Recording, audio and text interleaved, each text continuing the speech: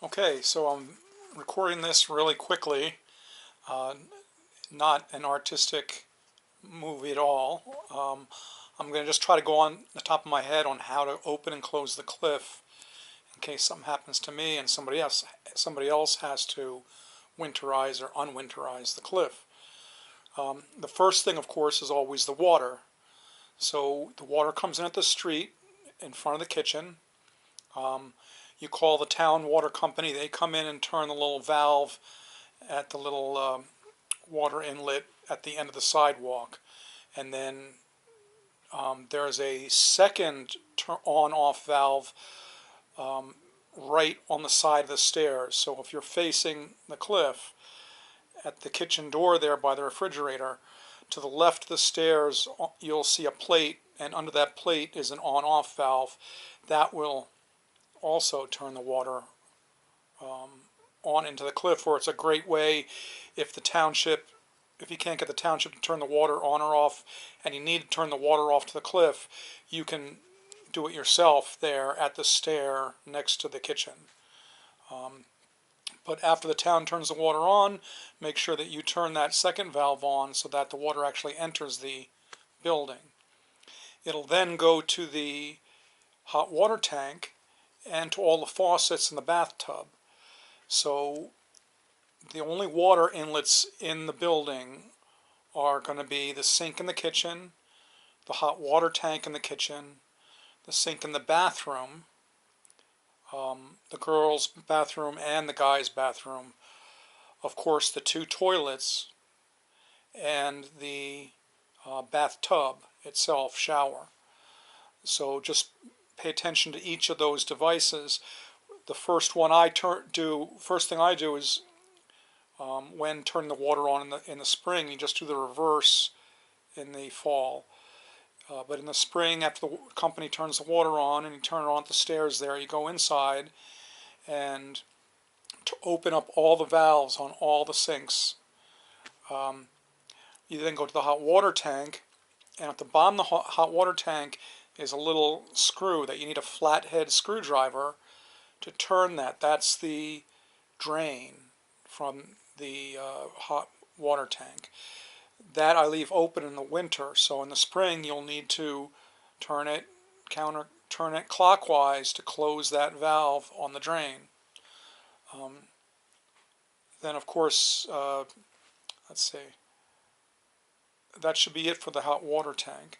And then as the water rushes in, you'll hear it coming through the sinks and stuff like that. After the hot After the hot water tank, I would turn the toilets on. So you go to the little valve underneath each toilet and turn the water valve on. Make sure it's on so that it fills up the water tank in each of the toilets. Make sure you remove Rochelle's plastic mouse protector every spring. And then each of the sinks, the air is probably out of the line by now. You can close all the valves on the sinks. And then over at the shower, I disconnect it at the handles so that water drains out of the shower pipe. So, because if water's left in that shower pipe, it'll expand during the winter and break that pipe. So I always undo the nut at the bottom of that shower pipe. So all you have to do to put it back in, there's a little rubber washer plug in the bottom of that. Just reset that on top of that where the handles are at the shower. Push it in there and put the nut down and screw that fairly tight. It doesn't have to be rock solid because that rubber will expand and close that. But screw down that nut on top of there. And then you can also shut the valves off on the shower because the water's probably coming in by now there also. I think that's it upstairs.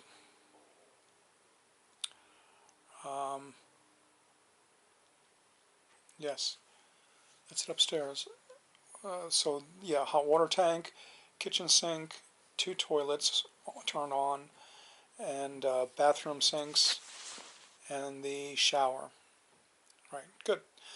All right, and then we'll go downstairs, and in the crawl space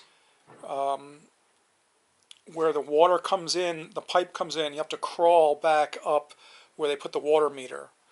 And when the water department opens up in the spring, they'll put the water meter back on. Back in that crawl space in the corner where that water meter is, you'll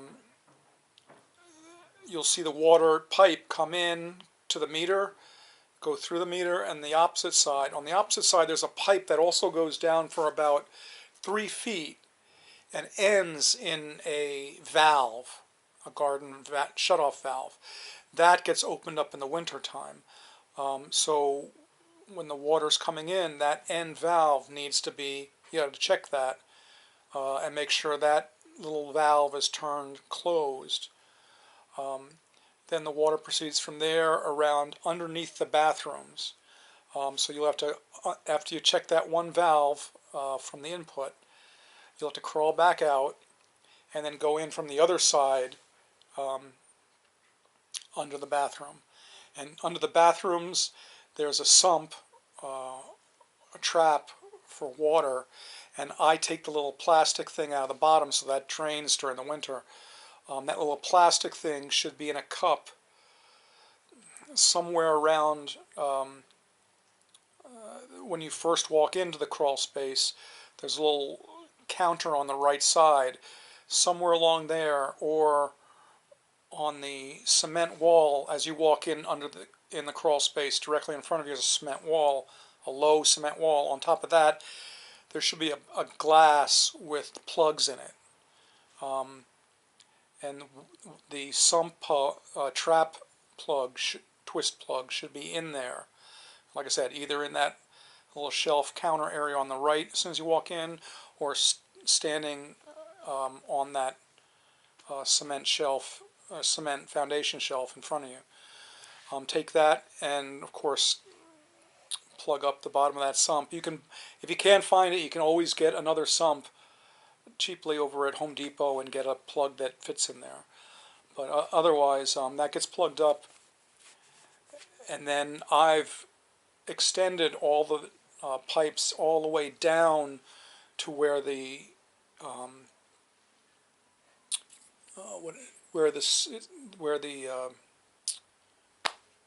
the sewer is. It's not a sewer, it's a cesspool. There's a metal top on top of this little cesspool thing there, and you'll see these half-inch copper pipes come down, ending in 2 valves, and I open those in the winter to drain the water out of those pipes. So you'll have to close those in the spring. So you'll see them. There are 2 long copper pipes. Turn the valve closed on the end of each of those. And then in that same cup that you found the plug for that little trap sump will also be a couple of caps for the piping that goes out to the outside shower. So there's 2 little drains soldered in halfway through the pipes that go from under the bathroom across and over to the outside shower. And halfway through those pipes are soldered in a little release valve that you can drain. And the caps that go on those little release valves are in that cup also. So take those out and close those, plug those up. And then, of course, go to the shower outside. And this is very important because it's happened before where I'll be doing everything and not realizing the shower, of course, outside has been wide open for the winter, and the water is just pouring out of that. So make sure after you plug up those pipes going out to the shower that you go out to the shower and turn off the valves at the shower so that it's not running for a week or more. And then that's it. You know, once you take care of the shower outside, everything's good.